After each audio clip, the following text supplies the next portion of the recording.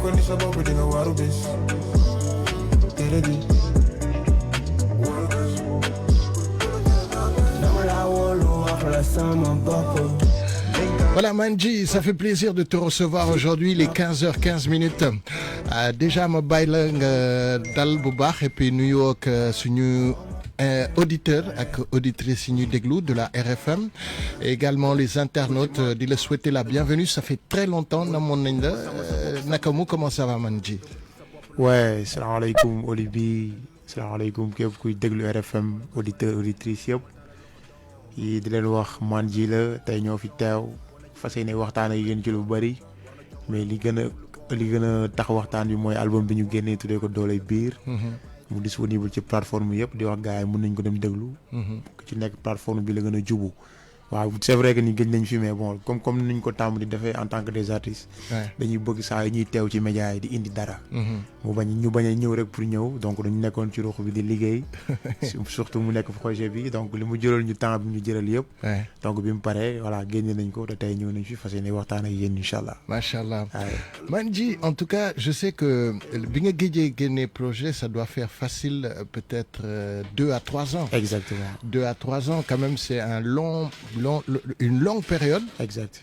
Est-ce que c'est un choix boo xamante ne sa staff technique wala yow en tant qu'artiste yow yaa décidé bàyyi peut-être ce temps mu jàll qu'est-ce qui motive cette longue attente pour génnewaat benn projet ci jamono ji ci 2026. waaw c'est vrai que ni bu ñuy wax opus mooy ay sélection de son. wala un projet.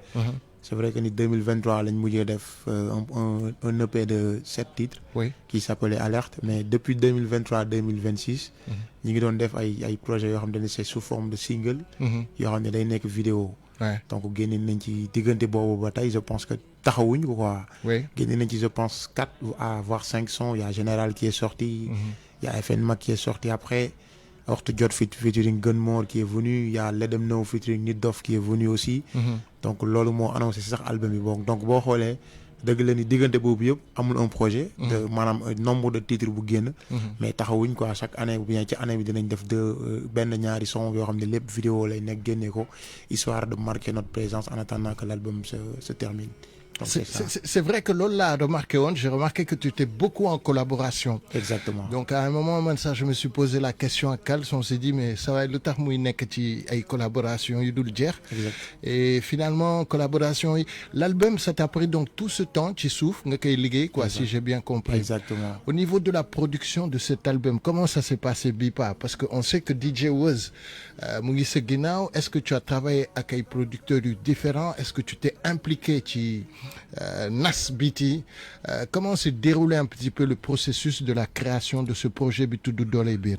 Voilà le processus voilà ça change pas hein. Seulement après da ngay màgg. évolution bi dina am xam-xam bi dina gën a yaatu. Tu vois y a comme ni nga ko waxee y a pas mal de gens qui sont derrière y a DJ Woz y a Banj y a Old Chan Moussa y a beaucoup de personnes qui sont derrière quoi tu vois. Donc production bi. ba fini ba jusqu'à présent autoproduction la donc production boo xam ne yaa koy defal sa bopp. donc c'est vrai que ne après y a des am na studio bu mel ni Jégiraay par exemple. donc mais loolu ma jaaxal man ni quand tu me dis autoproduction or on sait que y a Jégiraay y a Tech Jump yow xam nga gars yi quoi. voilà c'est ça donc bon Jégiraay si boo gisee ma énumère te benn moment doon nga liggéey ak ay label. doon naa liggéey ak Jégiraay. tu vois donc man liggéey ak ñoom. en fait dama mooy li may wax man à chaque fois je le dis dama jàpp ni bor la boo xam te ne dama ko yoreel dem si yàlla si Doudou Diouf ñu koy wax Platinum Beats parce que boo xoolee bi ñuy xamante fekk mu doon liggéey foofu il a toujours voulu qu'on travaille avec. fekkee nga Bamba tam. voilà exactement fekkee naa tamit Bamba donc mu nekk ñoo xam ne dañu yàgg bëgg nga liggéey fa. moo tax à chaque fois may def benn projet. même si je sais que ni man la donc dinaa fa def ay enregistrement.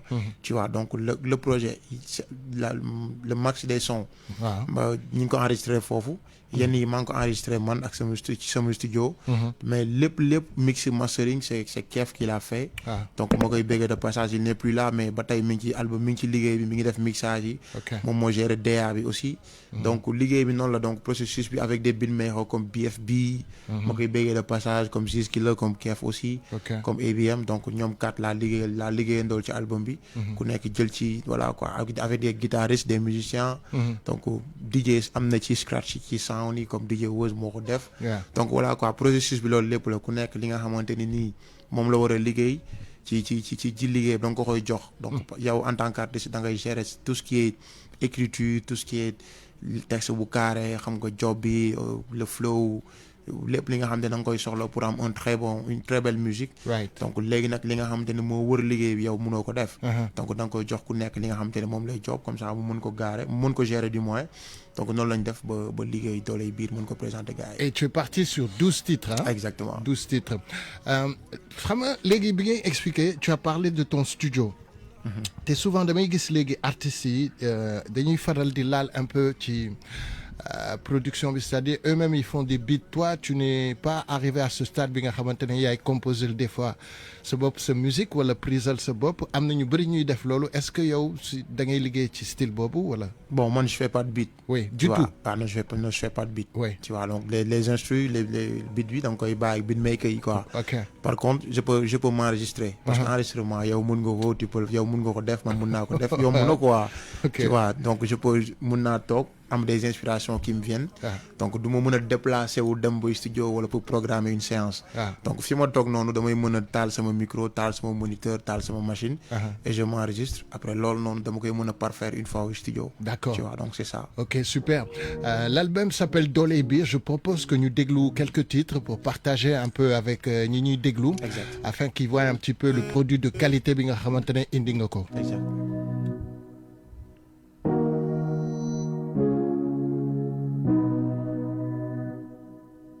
RFM, bienvenue chez vous. RFM 94.0. Live and direct man G. Yeah. Wow. Dem naa ba yëg ne cant gi weesu na baatu alhamdulillah. Faa ma fësal ko samay cër laata tàmbali dara. Di may yëg di ko dund ci ay xeetu tawfeex. Su ma ko fësalul rek gore di waay. Nit la day léeg ma perte espoir. Nangu naa ne dafay tar des fois. Mosuñ ko wekk ci yaakaar. Secret bi jàpp gëm la wér ko ci gaaw. Gaañu yu xool impossible de l'expliquer. su may xool dund gi dee lay di sans frustré. jaxase dal yi sol bañ a def tànku ne. ci life loo lambe ça ombe. si maman est tard même si je sais que je vais souffrir. jege sama ennemi pour mën a gagner guerre bi. ma dégg ni il faut partir à point. La xam ni rien ne sert de courir. pare pour dem firi ko flana.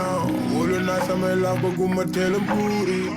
oh billaay dajul ñu leen ci bis. yàlla du may lépp lu bëtt nit du mën gis. may la wér may la jox am bi jafe. bu booyal lépp jox la xañ la loo dul am ba ngay dee.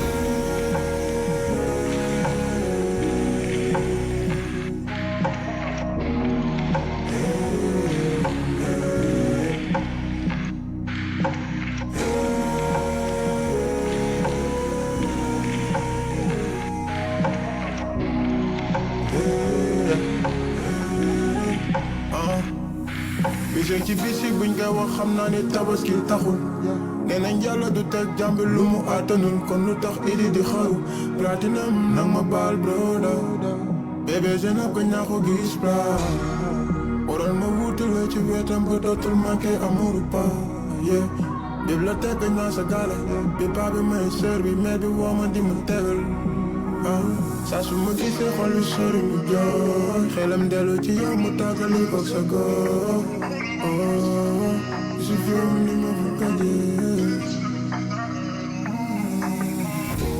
aha kay yàlla sàkk na lu ñu xamul. li ëpp doole ci lii am.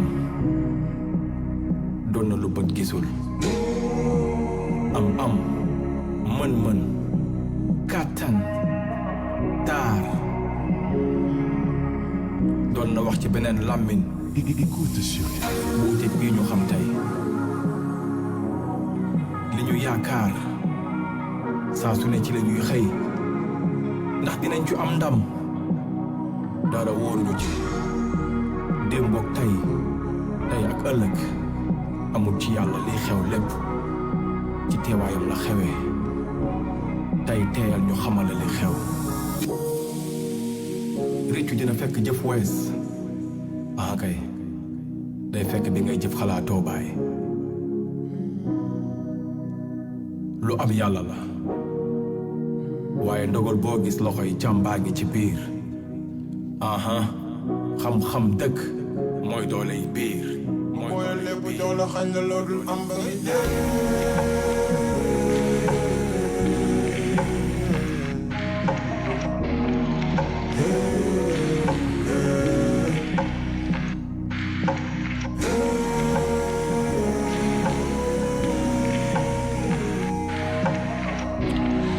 Ça y est, vous avez en direct Mr Manji.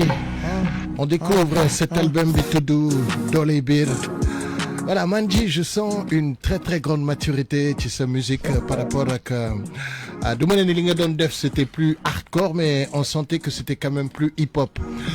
Qu'est-ce qui fait que nga am mutation bi ou je dirais une progression ci sa musique ba nga xamante ne tu as un petit peu beaucoup plus mûri ta musique et ce projet bi tudd Doley Bir si lan nga bëggoon exprimer qu'est-ce que tu as ressenti que tu as voulu un petit peu fësal je dirais ci projet bi nii. Non seulement fi nga tàmbalee ces questions moi j'ai voulu toucher beaucoup plus de monde. Parce que aussi pour moi c'est ça être un artiste. Ne pas se contenter de ce que l'on a. Donc tey am nga Olibi suba la nga ci war a dolli Kals ginnaaw suba nga dolli ci Modou ginnaaw suba Fatou Astou tu vois. Donc je me contente pas seulement de Olibi. Donc am naa Olibi damay essayer di ko capitaliser. Comment je vais capitaliser Olibi? Moi même si j'évolue musicalement je garde cette quintessence di tax Olibi nekkoon ci man quoi donc je vais pas la perdre. Et dans l'album boo duggee c'est vrai que je me suis diversifié musicalement. Beaucoup. Voilà, tu vois, mais vous allez retrouver des trucs hardcore comme le bëri na ci ay sons yoo xam ne c'est des sons classiques yi c'est des sons hardcore. Il y a du trap, il y a du drill, am na drill, am na voilà quoi comme li nga am lu mélodie lu mel nii. Parce que je me suis dit que voilà. Il faut que je m'ouvre. Parce que aussi quand on a boo amee dara parce que nit ku nekk am na lu nekk ci moom. Donc c'est à lui de le réveiller en lui quoi. Donc je me suis dit que dama ko war a yee ci man donc du coup ma travailler ko te yàggoon na nekk ci man en fait dama ko gën a fësal. Tu vois am na yeneen yoo xam ne peut-être ñooy gën a large. Parce que c'est un exercice que tu maîtrises bien. Man damay seetlu ne vraiment ça day apporter un plus ci sa musique. Exactement. Et comme ni nga ko waxee c'est vrai que day gën a yaatu mais bàyyi la nga yeggale. Voilà c'est ça donc on a voulu faire moo tax album bi ñu gën a spécialiser loolu gën a génn ci zone bi nga xamante ne moom la gars yi di faral di wax muy zone de confort bi. waaw essayer aussi de gën a élargir suñu direction artistique. Ok donc loolu quoi. mais Doley Bir lan mooy signifier Doley Bir. Doley Bir qu'est-ce que tu as voulu expliquer ci. Doley Bir c'est la résilience c'est le mental. C'est la force intérieure. moom nga soxla. moom nga am moo la tax a toog fii. moom laa soxla moom ma tax a toog fii parce que je me dis que dañuy évoluer ci benn monde boo xamante ni. boo nekkee quelqu'un qui se lâche très vite. C'est fini pour toi quoi da ngay am problème tu vas te coincer. Tu vois parce que il y a beaucoup de choses qui ne va pas dans le bon sens. Il y a beaucoup de choses qui n'évoluent pas il y a beaucoup de choses qui avancent pas yow boo bàyyiwul xel ci sa bopp am ndëgër laay ci sa bopp. mental bi gars yi di wax. mun nga bañ a réussir wala boog mun nga bañ a atteindre certains de tes objectifs. Tu vois un peu. Donc pour man nit ki dafa soxla loolu. Donc man dama koy jël à travers la musique que je fais. muy le hip hop. yow da nga koy jël ci leneen ci animation pardon. keneen jël ko ci leneen voyez un peu.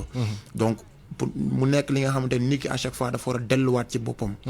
pour xam moom mooy kan. Introspection quoi. Voilà donc bu ñu naan man maay kan on ne parle pas de nom et de prénom.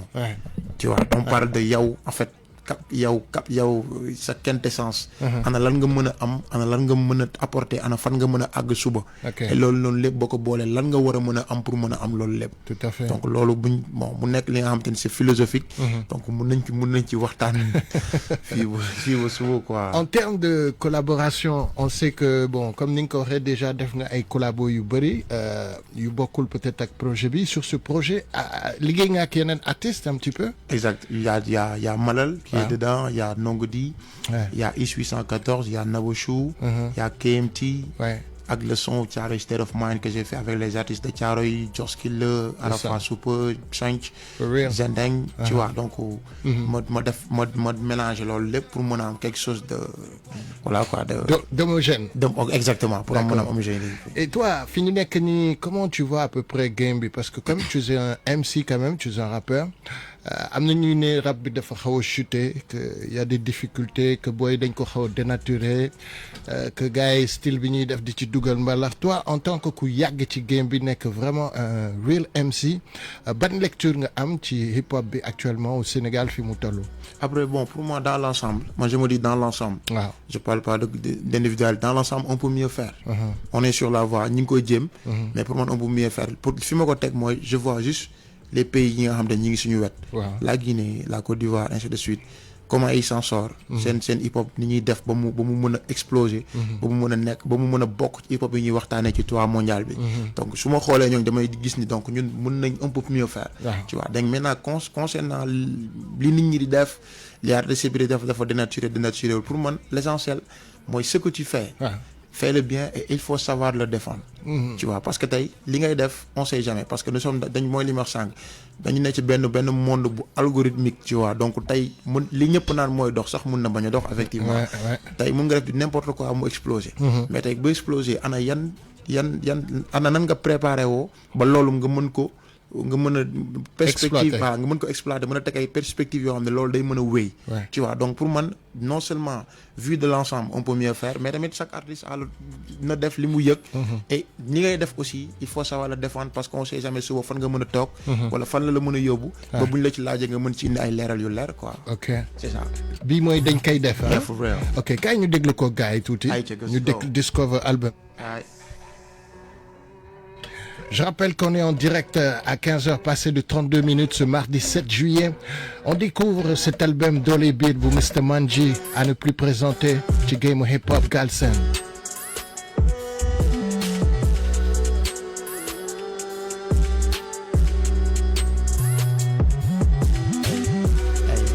RFM 94.0.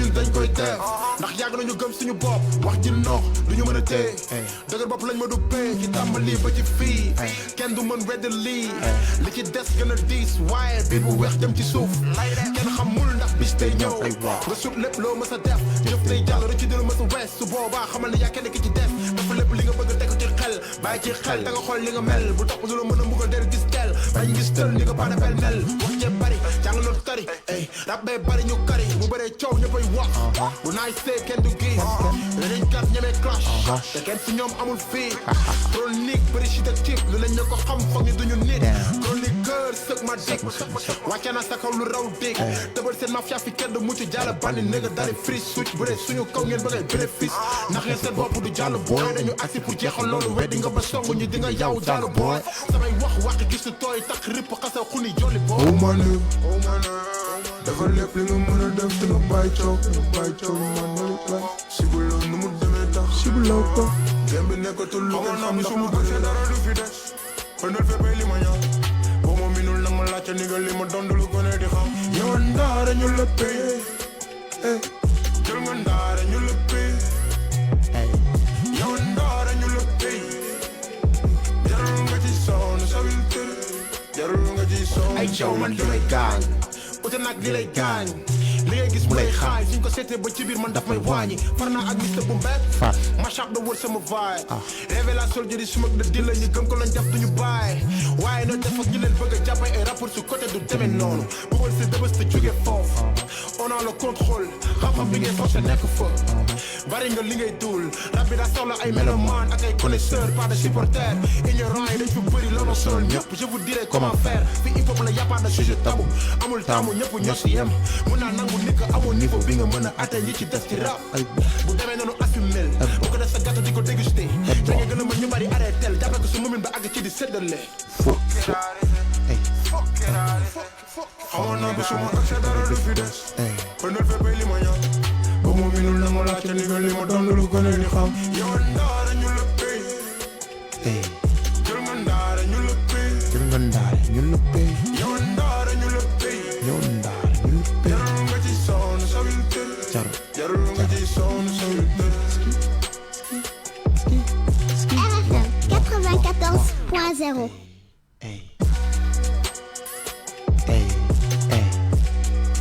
jël nga ndaara ñu la pay Voilà, en direct Mr Manji dañ koy def ñu déglu beneen titre puis ñu continuer waxtaan bi tuuti. Il est 15h35, c'est en direct. Let's go. Yow Thiaroye stand up. buñ ko tegee ci rap rek bitch ni ko doo finaalu mënuloo finaalu non fan ngay finaalu fan fii cour de grand kat rëy kat fii ku gën a ngaamu that's right mënuloo yóbbu ndam li that's right bii du yóbbu noonu ñoo xam ne ko noonu king Don King MNG mooy Don King right Don King sama kanam mënuloo fa Don King MNG mooy Don King sama kanam mënuloo fa Don King don't know I run Mufasa jantan nalo kosar MMB c'est quoi ça waxtu bëri ji daf may tànqal droito bi ñu tàngal temps amatul kon nandal waxande dëgg li fi nekk jar naa di daw am fi doom ci mim réew di wóoratul góor jigéen a ngi gën di law ci benn bët bi lay jaare lépp lu bon xale bu ndaw di tàmm lu bon ma nga fa jaare yàqu ko sàkk noo ko ci bi muy gone gu dub la tàmbali fekk lépp lu bon fii kuy dem ba xamoo foo jëm dellu tey di la war sikkim daay ñëpp mbëkkantoo buy doodu kenn kuy raw moom mi ngi lay jaw maytu ko mi ngi lay jaw boo ànd ak moom mu siñ lay bay sa ginnaaw day complot ñoom ñëpp foo ñoom ñëpp fii ñoom ñëpp doo ñoom ñëpp koo fi jàppee sa bopp ndax boo luura joogi ñëw bitch la joogi ñëw buñ ko tegee ci rap rek bitch ni ko doo finaalu mënuloo finaalu non fan ngay finaalu mais fan fii cour de grand kat rëy kat fii ku gën a ngaamu mënuloo yóbbu ndam li bii du jooju noonu yoo xam ne ko noonu Don King MNG mooy Don King sama kanam mënuloo fi Don King MNG mooy Don King sama kanam mënuloo fa Don King duma fi ñaare man mi kenn laa seen biir ki ngay déglu di miir jox la vibe yu gën a diis te kooka laan ngay dégloo sound bi du fix di nga ci dégg ay ego trip fee di veeri xew ci bis waay xam nga nii bu ndaaje dina utee ak daaje ñi ngi yàggoon a daaje Youssou Ndour ak Benma Boy xam nga nii bu ndaaje dina utee ak daaje ñi ngi yàggoon a daaje Youssou Ndour ak Benma Boy fii li fi xew de ëpp na bopp réew mi di toj ci bopp sa bopp yor nga sa paan di topp ab kopp kaa bi ngay topp lay dugal nopp yi dëggay sax ci bopp barkelle day li gën nax la ber la soppi la star super naan la nii nga war mel di la dugal mbugal dëgg dundu bi ngay dundu sut na la sori nga lépp luy dellul gaale dellul baabeeg meer bi namm nañu la ñu ngi lay laaj li ngay daw ci biti ñoom ñoo koy Yes, I Manji. Produit Binice, notre trop en tout cas. Ça fait plaisir de te recevoir. Manji, je vois que tu parles un petit peu de problèmes yi nga xamantene mu ngi ci suñu société bi. Ces derniers temps, on a vu beaucoup de choses qui dérapent. Ci dëkk bi, quelle est ta vision lu ci sa gis-gis? Comment tu vois un petit peu les choses par rapport aux problèmes de la société du Sénégal? nañ delluwaat ci suuf maanaam ci base bi muy yar nañ gën a jëlaat temps ak suñu njaboot yi waaw nañ gën a maanaam nañ gën a focaliser wu ci éducation wu xale yi waaw muy surtout fi may tàmbalee mooy parents yi d'abord avant école bi avant daara ji et tout nañ leen inculquer des bonnes une très bonne éducation parce que c'est compliqué. Dafa am relâchement pour toi quoi. Voilà, c'est très compliqué. On a voilà quoi, on a voulu peut-être ñenn su ñun dañu déraciné wu ñenn ñi jéem nañ toppandoo tubaab bi ba affaire bi rëcc ñu. Tu vois, donc pour man nañ delluwaat. ci niñ daan yaree. Réseaux sociaux yi sonal nañu de. ba ñuy bëgg a rey. Tu vois, donc nañ passé waat plus de temps ak suñu doom yi. nañ leen xamal ni voilà nañ leen yaraat quoi parce que c'est compliqué. Après nag balaa ngay ñaan yàlla wala balaa ngay wax yàlla yow d'abord. Donc nañ def li ñu war a def. ci suñu njaboot yi après nag ñaan suñu borom teg leen loxo quoi parce que c'est compliqué, c'est très très compliqué. Ouais. Au niveau de la politique, je sais pas qu'est-ce que tu en penses. Bon, je sais que c'est pas trop ton truc la politique. Exactement. Mais quand même, ça fait partie de notre société actuellement. Ça joue un rôle. Bon, je sais pas, ça déstabilise beaucoup de choses. Et tu es un citoyen quand même. Tu es quelqu'un de jeune et puis qui produit des choses. Donc, se lecture un petit peu sur notre situation politicale. Waaw bon, comme ni ma ko faral di waxee, je l'avais énuméré lors de la sortie de mon album que moi je suis un artiste beaucoup plus social. Donc man damay bëgg interagir ak nit ñi. maanaam di wax ak nit ñi. tu vois di conseiller samay moroom jeune. di leen joxaat un mental de fer pour ñu xam ne ñoom ñoo ci mën a génnee seen bopp. du Olivier du Kalzo du qui que ce soit. yow fi nga toll jàppal ne yaa fa toll la sa bopp donc boo fa bëggee weesu yaa fay weesu la sa bopp. kenn du la pousse. kenn du la may loxo kenn du la ci génnee. yaa ko toi qui va le faire pour toi. du président bi du premier ministre bi du député bi. c'est juste des appellations et ça va continuer dafay nekk donc ñii dañuy wàcc ñeneen ñëw ñuy wàcc ñeneen ñëw képp koo xam te ne peut-être méngoo na ak yow li ngay woote ak li nga bëgg boo ko gisee mu doy la maa ne ko vas-y demal nga fal ko bu fa toogee yàlla def mu def li ngay xaar ci moom. bu ko deful donc attends-toi tour day ñëwaat nga wàccee ko et puis nga fal keneen ki nga xam te ne moom nga gis. mais man damay bëgg di interagir entre jeunes parce que dama gëm ni ñun ñoo ci mën a génnee suñu bopp. man dama dem ba gëm loolu. en fait dama gëm ni du ma Samba du ma Demba. yaa ko nous qui peut sant ñu mën a lijjanti ba. ñoo war a jël affaire yi en main quoi. jóge 1 dem 2 jóge 2 ba keroog ñuy àgg plus de 1000 ou bien plus de millions quoi. tu vois am na solo li ngay wax de am na benn gain bu tudd Massamba Bey mu ngi lay big up Abdoulaye Sarr mu ngi lay big up. maa ngi bëggee bu baax a baax. kañ la album bi génn man ji. le 6 juin le 6 juin bii nii. ok am na conférence de presse boo def. wala maa ngi ko defoon ci esplanade terre de Thiaroye. d'accord fa lañ ko fa defoon. ok en termes de spectacle man ji côté boobu laay ñëwee un petit peu ci projet bi. ouais. Je sais que tu étais un gars boo xamante ne ci ni ma la xamee woon. Tu étais un gars bête de scène qui adorait jouer. C'est ça. Pour cet album, qu'est-ce que tu as prévu en termes de communication? Est-ce qu'on peut s'attendre à voir Mandji ci une série de concerts? C'est quoi un petit peu le programme bi nga xam ne moom nga na représenter album bi où kañ ak qui? Voilà donc projet bi mu génnee dañu mettre benn projet en place muy le projet Dooley Biir Tour. Ouais. Donc c'est comme ni nga ko waxee ça sera des séries de concerts et de showcase. Tu vois donc on va occuper centre structure culturelle yi fi nekk.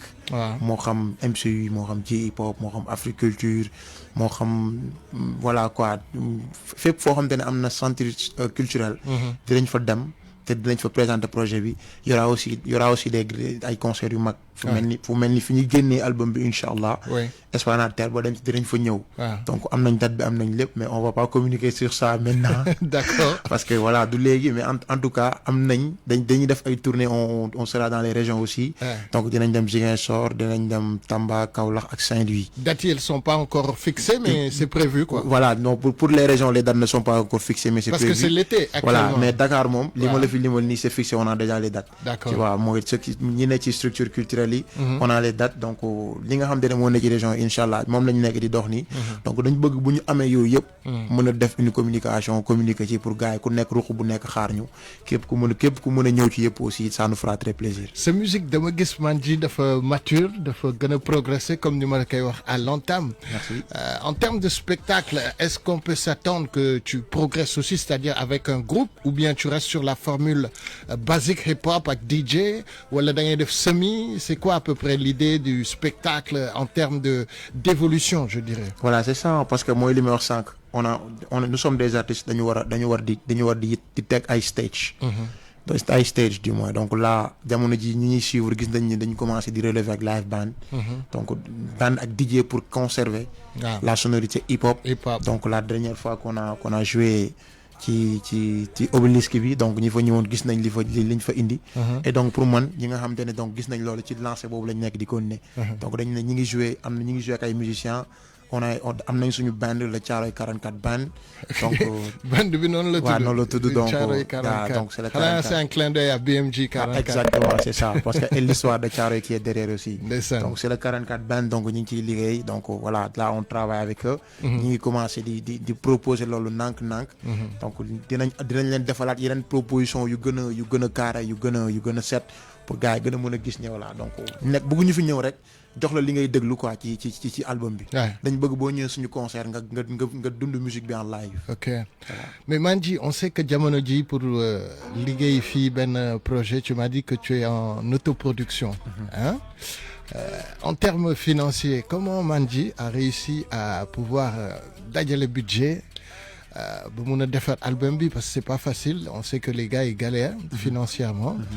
Et est-ce que tu t'en sors avec cette musique et puis comment tu as réussi en tout cas boucler ce budget pour def ce projet? Très compliqué hein. C'est très compliqué.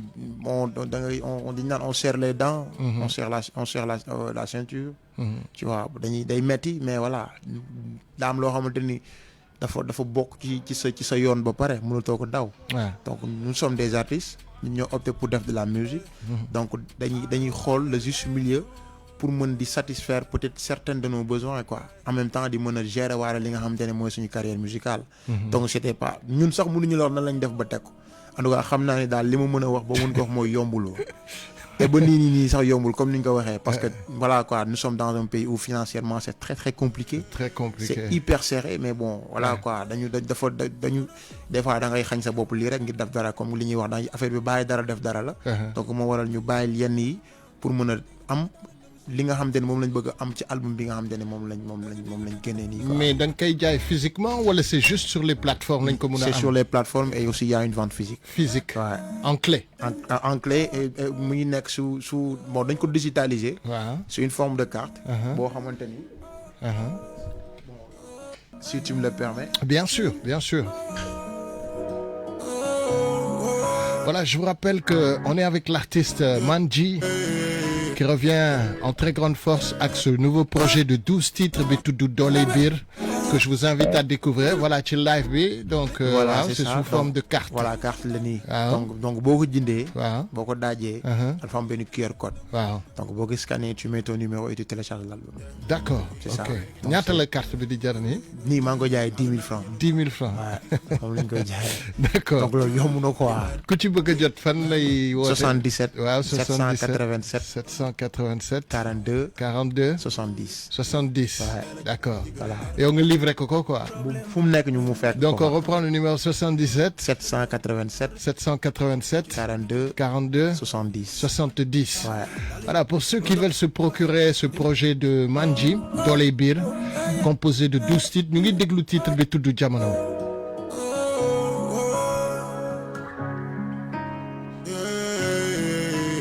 RFM 94.0. RFM.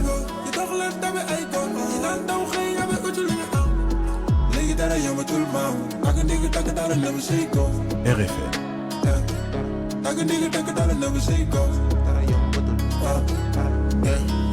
yow léegi nag màgg naa yenu naa dis na gis naa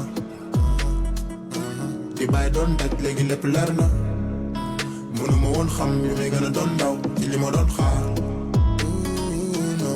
tey la jamono ji gën a tar na bëggatuma nekk nga di problème boy per bu nekk sama kanam warul jooy bu la nees bi si safara di doy sama xel mu ci xol bi ci goj ji di tooy fiiri sama la dal yi jot fu mu doon nu baay di may bañ te du samay waay du ma sa metti dem rek baay dem jëli ndam famille bi jubilé dem jëli ndam li yóbbul ko sama yaay dund lu mu tar du tee ñu ne ci rek dund lu tar li xam nañ lu metti westan ole hasse dara westan ñu nañu westan bañal toog jugal nga jëm te ne léegi tanuñ foo noonu duñ masla jamono sunu jamono jamono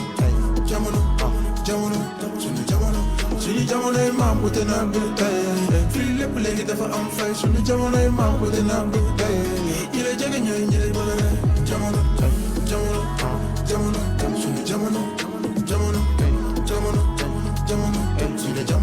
sunu jamonoy maam bu te naan bu tey fii lépp léegi dafa am fay sunu jamonoy maam bu te naan bu tey ñi lay jege ñooy ñi lay bëgg looy kaala mos a nekk sama bendoo militaire foo ñu fekk dañuy bennoo sant yàlla même su fekkee yoruñ bendoo kenn du taxaw suñu kanam naa wi tekkoo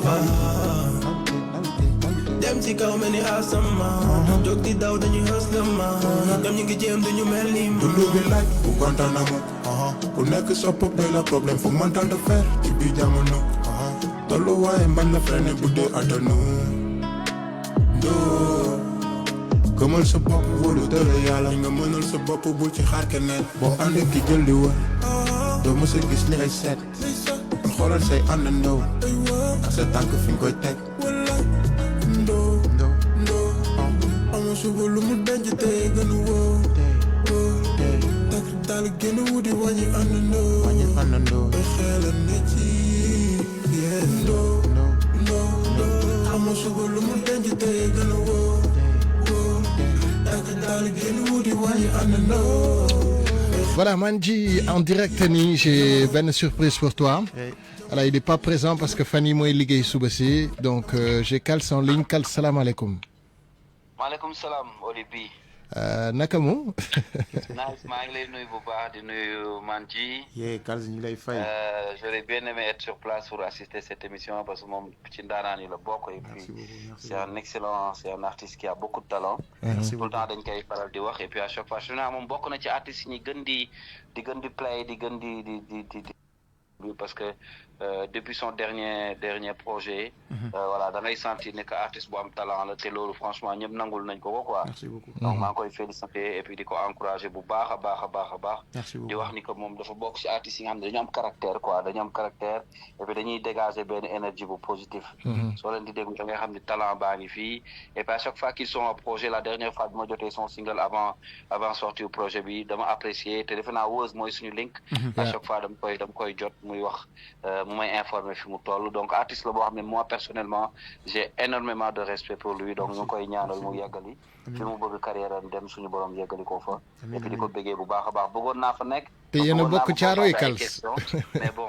maa ngi koy bëggee bu baax a baax et puis man question peut-être bu ma koy bëgg a laaj rek mooy est-ce que avec ce projet là on dinañu gis ay plus de spectacle parce que xam nga bien sûr man di bëgg nañ di gis ay spectacle aussi gis la ci ay tournée ci ay salles yu mag pourquoi pas déplacer banlieue bi yëpp indi leen biir temps pour faire un spectacle loolu defe naa lu war a mën a nekk la ñu ngi la ciy xaar jaajëf Olivier merci à toi Kals allô oui maa ngi dégg ma ne en plus yéen a bokk Caaroy bi waaw ñoo bokk Kororoy Caala dëkk ñoo bokk Caaroy ndeysaan mais def na album bu nice nag vraiment dooley biir bi 12 titres yu extraordinaire quoi vraiment non dinaa ci gaañu et puis dinaa ci semaine prochaine je reprends l'après-midi inchallah voilà dinañ ko song auditeurs yi gën ko découvrir mais félicitations Manji merci beaucoup jaajëf voilà c'était Kals qui voulait def benn témoignage bu ndaw ci yow Manji voilà c'est quelqu'un qui t'apprécie beaucoup titre bi mu ngi tudd yow laay wër ah il nous reste quelques minutes ñu jéem a jeexal quand même mais déglu quand même track yi parce que track yi garaaw nañ et puis gis nga li ma la doon wax il te demandait les spectacles jot naa fi ay messages yu bëri depuis Malika maa ngi ñëw ci ñi la yónnee message Stan bu Runfly il y a pas mal de gens qui t'ont envoyé des messages yes I on écoute ce titre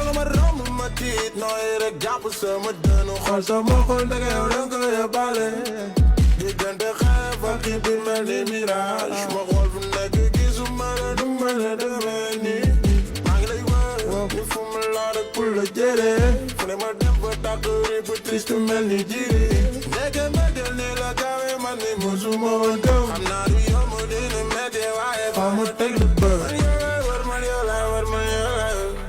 What my friend got leg, I'm a friend of a killer. Fall willing to surf, I don't know what in my right. No matter all, I got your love, more good than when you're like, when you're like, yeah. What my friend got leg, I'm a friend of a killer. Fall willing to surf, I don't know when I'm right. I do my mother. Net ak yow daf ma ko gën a yaay sama bëgg di sama bestie di sama confident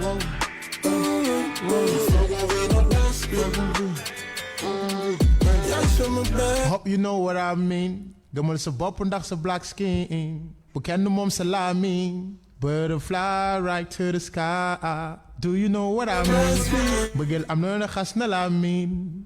You can change the right things. Butterfly, right to real one. Yo, Manji ngay am, tu vois, with my man Kals and Oli B, real one. 94.0 sama gars y'all know what it is TNK and Dollar ni Kuñul Black Power. Voilà, Mr. Manji, il est 15h passé de 54 minutes.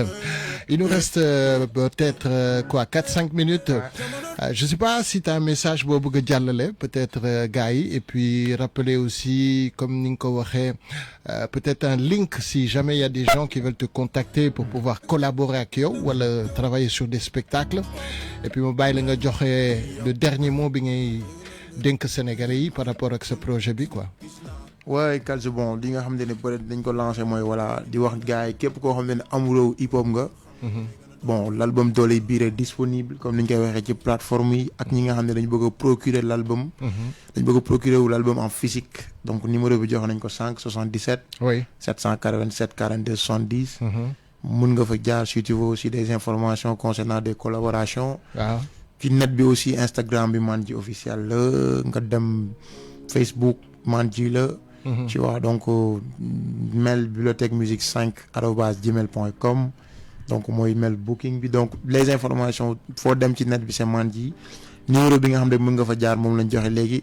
di leen wax aussi que ñun suñu plaisir mooy def musique bu baax. donc li ñuy gën a neex aussi mooy bu ñu ko defee ba pare gars yi support ko, support bi mooy lan mooy na gars yi dem jënd album bi. dañ ñëw en force li nga xamante ni peut-être moo fi nekk ñoom mun nañ ko jënd parce que dañ ko génnee pour ñoom. donc l'album coûte 10 000 francs. boo jëlee numéro bi ñu ko joxe encore une fois 77 787 42 70. nga jënd album bi boo mënul déplacé wu ñu boole la ak livreur bu la ko livré. Inch'Allah donc Dooley Biir disponible na. na gars yi xaar spectacle yi, na gars yi xaar show yi parce que mi ngi ñëw. te dinañ leen proposer quelque chose de très lourd Inch'Allah. di remercier waat képp koo xam ne yaa ngi doon déglu RFM. di remercier waat képp koo xam ne da nga bëgg hip hop mais rawatina ki nga xam ne da ngay safoo Manji. di ko topp. G Nation bi yëpp. Charles stand up, ñu ngi leen di bëggee for vraiment. Yes I. Alors Manji vraiment merci beaucoup, mais bëgg naa vraiment nga dugg ci concert yi, gis nga kal sax nga koy wax. J'ai hâte gis nga produire un petit peu avec cet album. Di remercier DJ Woz bi nga xamante ne mooy link bi. Nous on va suivre de notre côté ak Kalz ce projet, dinañ ko diffuser lépp loo xamante ne actualité la ci yow rek dinañ ko jàllale gars yi. Di la remercier vraiment ci déplacement bi. Bon Kalz il a pas pu être là aujourd'hui, mais une autre fois on va refaire une émission avec toi. En tout cas merci beaucoup et puis bon courage et surtout très bonne chance Manji pour la suite. Merci beaucoup. Jërëjëf. waar ni gellu waar il faut lak fayda jom ñu jëmmal ci tool di waar tooguñ di wax lu war dañ jug rek songu jëf ji nekkuñ ci théorie fooñ mënti fekk ñoo ngi practice li ci am les right nekkuñ di baam ngir la neex ñu ci tous yi vibe